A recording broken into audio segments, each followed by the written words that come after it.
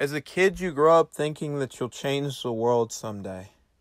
Move mountains, crowds, break records, barriers, glass ceilings, make history, evoke feelings that touch hearts, that you would make an impact, that you would start a business, start a movement, start something, start the thing, start growing up past bedtimes and curfews, learners' permits and family issues, that you would expand your worldview beyond the rear view, that you would continue to shoot up like someone who eats their mama's vegetables, that you rise above the pencil marks on the pantry door that chart your ascent towards things that are bigger and better than what's underneath your parents' roof, that you scale skyscrapers, climb to the clouds and stand at eye level with Neil Armstrong as you take one giant leap for mankind and land next to heaven's gates. I stare into space,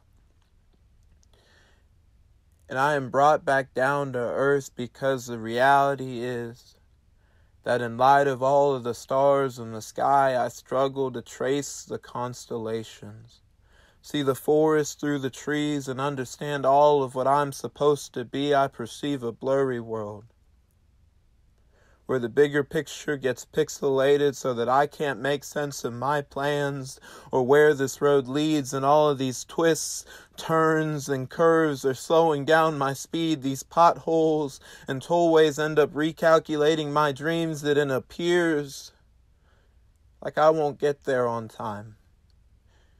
It looks like I will have to take the next exit. It feels like there is rush hour traffic in my lane, and I can't get over how this story is filled with pages, paragraphs, sentences that I can't bring myself to read. You are the author and finisher of my faith, yet I judge this book by its cover.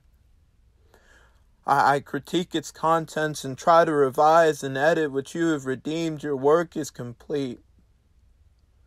Bound and published, I was bought with a price. Lord, remind me that the SparkNotes that I have been reading don't do justice to the periods of my life where you took broken, fragmented pieces and rephrased them into poetry, where you drop commas as signs that you haven't ran out of words for me, yet I am your run-on sentence, because you leave footnotes and annotations, highlight quotes, and bookmark pages to show that you are still indenting, imprinting promises onto my framework like Braille. When I am blind to the details, you lead me right back to the main idea.